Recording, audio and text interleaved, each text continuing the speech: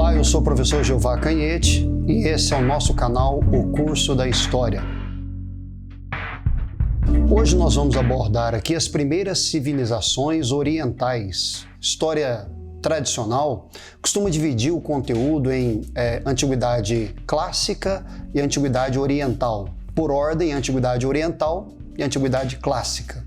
Na antiguidade oriental, nós normalmente estudamos 5 civilizações: a egípcia, a mesopotâmica, a persa, a fenícia e a hebraica.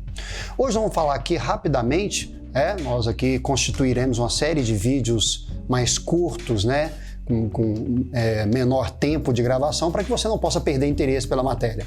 Então hoje nós vamos falar sobre o Egito Antigo, tá? Aspectos gerais sobre a antiga civilização egípcia. O Egito da Antiguidade é uma civilização fantástica, maravilhosa, brilhante.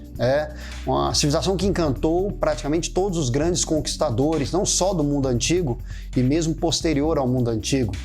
Isso vale para Alexandre o Grande, isso vale para Aníbal Barca, isso vale para Júlio César, Marco Antônio, Otávio Augustus, mais tarde Napoleão Bonaparte. Uma civilização que só de antiguidade chegou a ter 32 séculos de história, 3.200 anos de história só na antiguidade. Uma civilização que ainda hoje, os resquícios dessa civilização funcionam como um verdadeiro sítio arqueológico a céu aberto. Não é incomum você ver um documentário, um filme, uma revista especializada, falando sobre achados do Egito Antigo, sejam múmias, sarcófagos, algumas mastabas, alguns amuletos, daquela riquíssima religiosidade que o egípcio da antiguidade dispunha. Então nós vamos falar aqui sobre algumas questões relacionadas a essa civilização. E a primeira consideração que eu quero fazer é a frase do historiador grego Heródoto. Heródoto é considerado o pai da história. E o Heródoto, ao visitar o Egito, ali às margens do Nilo, teria dito: o Egito é uma dádiva do Nilo.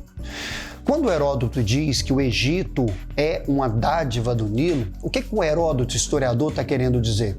De que de tantas impressões, de tantas características, de tudo aquilo que poderia ter chamado a atenção do historiador naquele momento, ele ressaltou a importância do Nilo. O Egito é um presente do Nilo. Ele tem razão.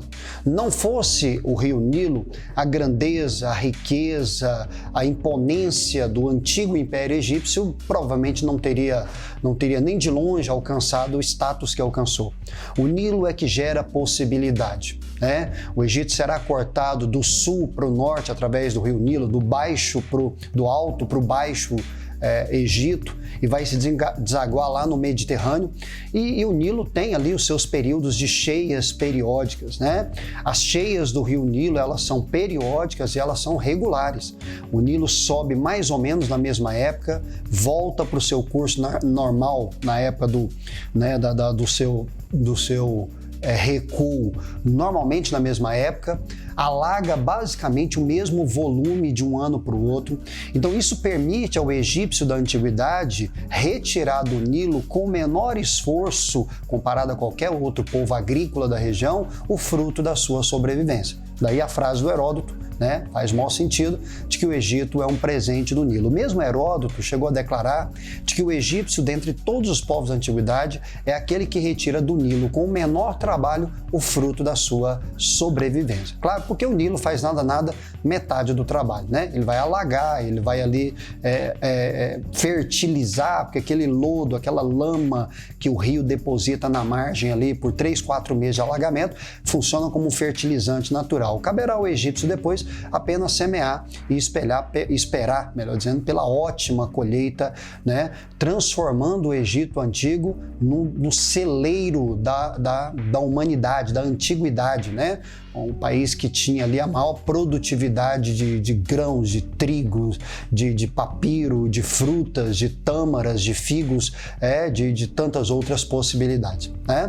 Muito bem, então o Egito é uma civilização que, segundo Heródoto, um presente do Nilo nessa configuração. Até porque, se você for analisar ambientalmente, o Egito é um país, é uma civilização, na verdade, que fica ali no nordeste do continente africano, tendo como vizinho a oeste o Saara, para o norte o mar Mediterrâneo, a leste o mar Vermelho e o sul a região do Sudão, que também é uma região de deserto. Então o Egito está ali encravado entre 2 mares e 2 desertos e ainda assim a base da economia egípcia era a agricultura. Uma agricultura que produzia excedentes e que permitia àqueles povos uma troca, usando esses excedentes como moeda de troca por tudo aquilo que não produziam, por tudo aquilo que não tinham naturalmente. Perfeito? Então ficamos por aqui com a frase do historiador Heródoto, com a consideração da importância da agricultura e do rio Nilo para a antiga civilização egípcia. Ok? Até a próxima, a gente continua a partir daqui. Um abraço.